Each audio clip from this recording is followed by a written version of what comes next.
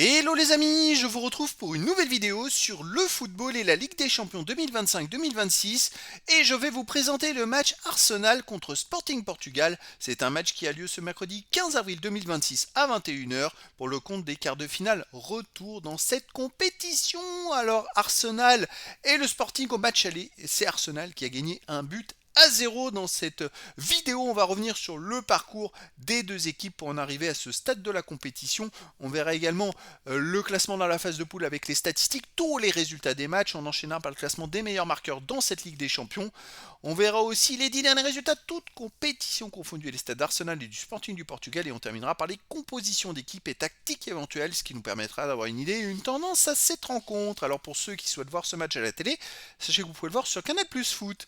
Et donc, pour en arriver là, Arsenal avait fini premier de la phase de poule avec 24 points en 8 matchs, 8 victoires. Ils avaient tout gagné, 23 buts marqués, seulement 4 buts encaissés, plus 19 de différence de but. C'était le parcours parfait.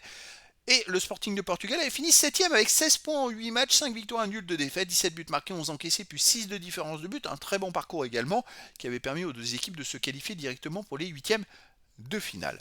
Alors, Arsenal, dans ces résultats, ils ont battu en poule l'Athletic Bilbao, ils ont gagné 2-0 à Bilbao, ils ont battu Olympiakos 2-0, ils ont battu 4-0 l'Atlético de Madrid, ils ont gagné 3-0 au Slava de Prague, ils ont quand même commencé par 4 victoires sans prendre de but, c'est fou. Ils ont battu le Bayern de Munich 3-1, ils ont gagné 3-0 à Bruges, 3-1 à l'Inter de Milan et battu Karat Almaty 3-2.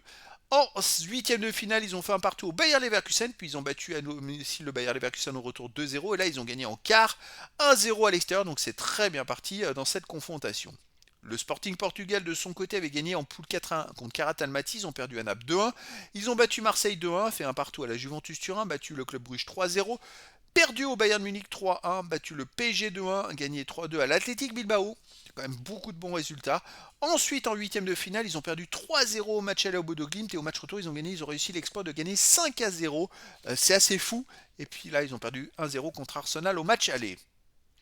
Au niveau des meilleurs marqueurs pour Arsenal, le huitième ex-aequo du classement, c'est Martinelli avec 8 buts. Et pour les meilleurs passeurs, sixième ex-aequo, Trossard d'Arsenal est à 4 passes décisives. Et il n'y a pas d'autres joueurs des deux équipes dans les 18 premiers des deux classements pour l'instant.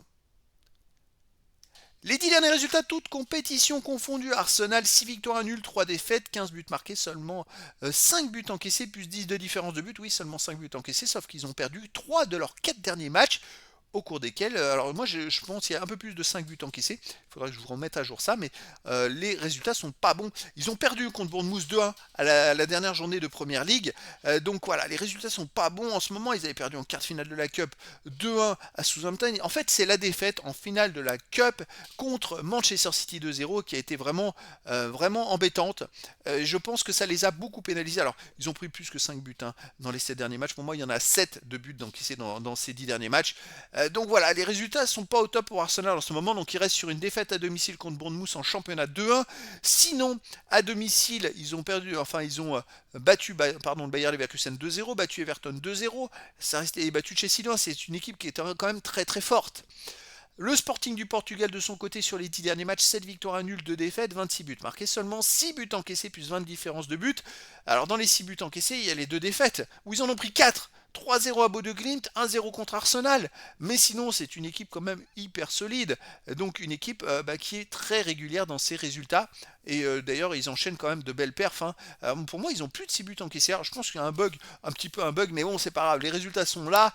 À l'extérieur, ils ont gagné ce week-end 1-0 à Estrela Amadora. Sinon, ils ont gagné 4-1 à Alverca. Ils avaient perdu 3-0 à Bodo Glimt. Ils ont fait 2-2 à Braga.